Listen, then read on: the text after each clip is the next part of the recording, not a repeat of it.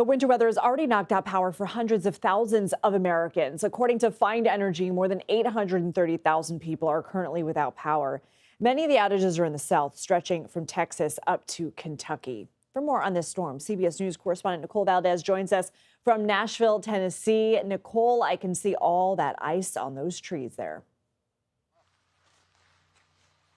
Lindsay, it is cold and wet, and what you're looking at is a spider web of sorts of power lines that are already covered in a thick layer of ice. You can even see the icicles forming there because we've had hours of freezing rain coming down over much of Tennessee, and it is not going to let up anytime soon. In fact, there are more people without power in this state than any other in the country. The exact number, just under 325,000 people. It's alarming because we are still expecting to start to continue to see temperatures plunge. We could be facing rather single-digit temperatures by tonight and tomorrow morning. So those who don't have power, don't have heat to their home, that is going to get dangerous and unfortunately uncomfortable. So that's the situation here. Again, that freezing rain is coming down. These roads are already starting to ice over. We're a bit of a slushy situation now mixed with the snow we got yesterday. People have been out trying to clear a path before we see that refreeze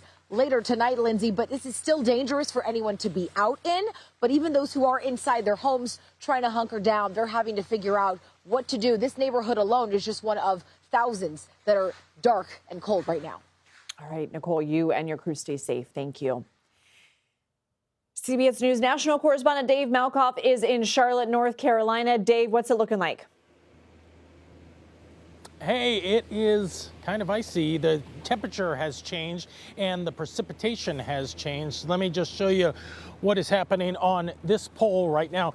Remember, we haven't even gone into the freezing rain yet, and we've already got ice accumulation that we can scrape right off of these poles right here. And that is just the sleet hitting the side of these metal poles in downtown Charlotte.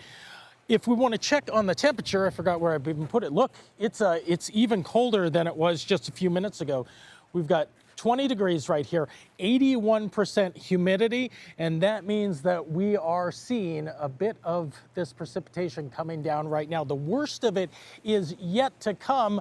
We have upwards of 8,800 customers that are without power in the Duke Energy area. That is throughout North Carolina. And most of those power outages that we are seeing are not just here in the Charlotte area, but the power outages in the western North Carolina area, the area that was hit by Hurricane Helene. People are still recovering from that. So they are out there in force, Duke Energy, trying to get the power back on for those folks. But we do have crews out here. You saw them earlier. This is the crew from Bank of America who is cleaning up the sidewalks here. But on top of that, there are more than 200 crews just in the city of Charlotte. That's NCDOT teams and also the contractors that they have brought in for this storm to make sure that the streets are clear. So you can see, as people have been driving through here, they are cutting up what has fallen on the ground and turning that into slush. Basically, whoa, wow. Remember, Lindsay, remember when I could just pick this up with my fingers? Yeah. I can no longer do that. I have to kind of scrape it because what has happened, and I'm just figuring that out right now, what has happened is that more precipitation has fallen on top of this in the form of freezing rain. It has kind of covered it with a nice tiny little layer of ice. And so that is going to be very, very dangerous when that ice gets even thicker throughout the day. That's going to be very dangerous for the folks who are coming through the south right now. They're asking everybody, including the governor, to stay home.